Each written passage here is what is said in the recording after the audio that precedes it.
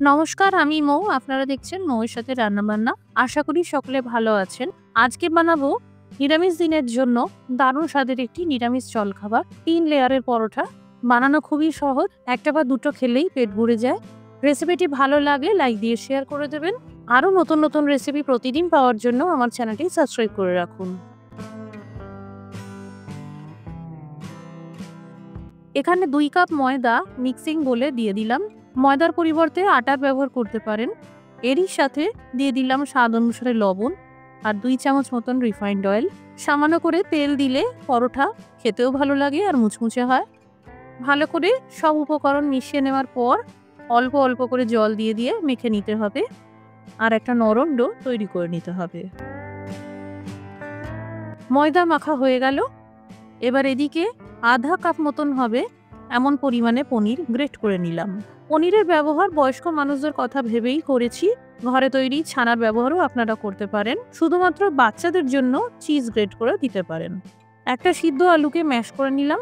এখানে আমি টোটাল ২ থেকে ৩টে পরোটা তৈরি করব, সুতরাং একটা সিদ্ধ আলু যথেষ্ট। দিয়ে দিলাম আধা চা চামচ চিলি ফ্লেক্স, ১ চা চামচ জিরের গুঁড়ো, ১ চা চামচ ধনের গুঁড়ো, ১ চা চামচ চাট মশলা, স্বাদ অনুসারে লবণ, ১ চা চামচ জিঞ্জার পাউডার দিয়ে দিলাম। এর পরিবর্তে আপনারা ১ চা চামচ আদা বাটা দিতে পারেন। আধা চা চামচ কাশ্মীরি লঙ্কার গুঁড়ো দিলাম। এবার সব ভালো করে একসাথে মিশিয়ে নিতে হবে। এখানে একটা উডেন বোর্ডের উপর সামান্য করে ময়দা ছড়িয়ে দিলাম। একটু বড় সাইজ রেখেই লেচি বানাতে হবে। প্রথমে পাতলা করে বেলে নিতে হবে। অনেকটা এগ রোল বা মোগলাই পরোটা বানানোর জন্য যেভাবে পাতলা করে বেলে নিতে হয়, অনেকটা সেই রকম।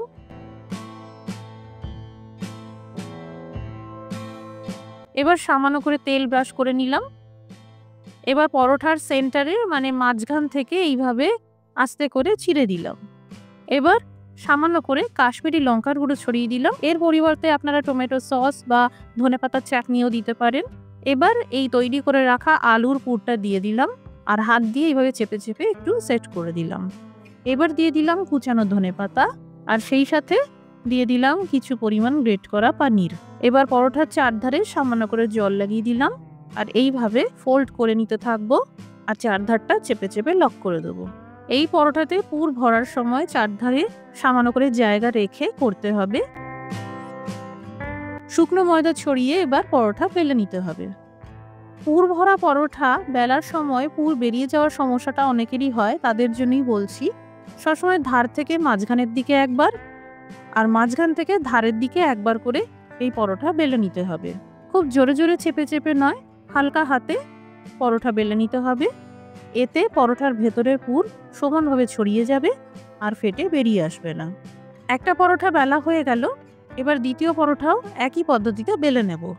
একই রকমভাবে পাতলা করে বেলে নেওয়ার পর মাঝখান থেকে এইভাবে চিড়ে দিতে হবে আর তারপর এক এক করে স্টাফিংগুলো ভরে দিতে হবে।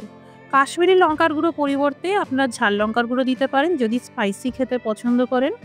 এছাড়াও পছন্দের যে কোনো স্টাফিং দিয়ে এইরকম ৩ লেয়ারের পরোটা বানানো যাবে।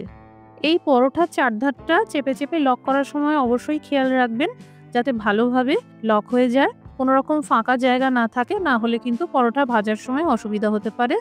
ফ্রাইং প্যানে এই পরোটা ভেজে নেওয়ার জন্য আমি প্রথমে ১ চামচ কি ২ চামচ মতন তেল দিয়ে দিলাম। আমি এখানে সময় সাশ্রয় করার জন্য পরোটাগুলো ডাইরেক্ট ভেজে নিচ্ছি। আপনারা প্রথমে পরোটা সেঁকে নিয়ে তারপরও ভেজে নিতে পারেন। ২ দিক থেকে পরোটা বেশ ভালো করে ভেজে নিলাম। নিরামিষ দিনের জলখাবারে নতুনত্ব আনতে চাইলে একবার এই ধরনের পরোটা বানিয়ে দেখতে পারেন। বাড়িতে বানালে কমেন্ট করে জানাতে পারেন কেমন তৈরি হলো। রেসিপিটি দেখার জন্য অসংখ্য ধন্যবাদ। সবাই ভালো থাকুন, সুস্থ থাকুন।